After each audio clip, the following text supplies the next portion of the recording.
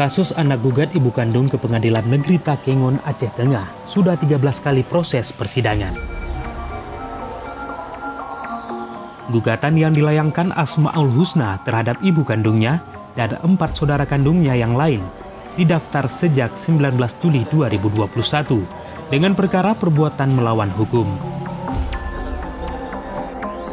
Tercatat penggugat atas nama Asmaul Husna dan tergugat masing-masing Kausar, ibu kandung penggugat, serta Alvina, Fauzi, Muklis, dan Rahmi.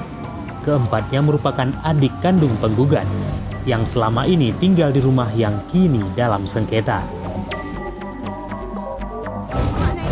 Dalam kasus ini, penggugat melakukan gugatan perdata terhadap ibu kandung dan 4 saudaranya terhadap kepemilikan harta warisan berupa rumah 2 tingkat bersama tanah, serta kerugian material dan imaterial senilai 700 juta rupiah.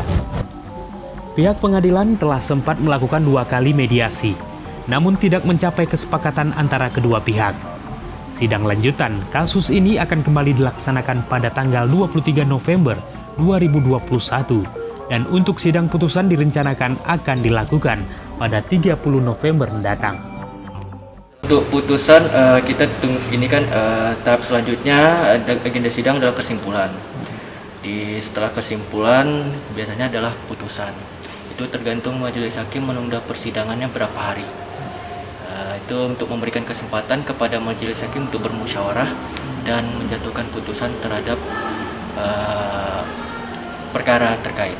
Tapi sesuai dengan kode kalender yang telah disusun oleh majelis hakim, itu direncanakan untuk putusan adalah tanggal 30 November, hari Selasa 30 November 2021, rencana persidangan.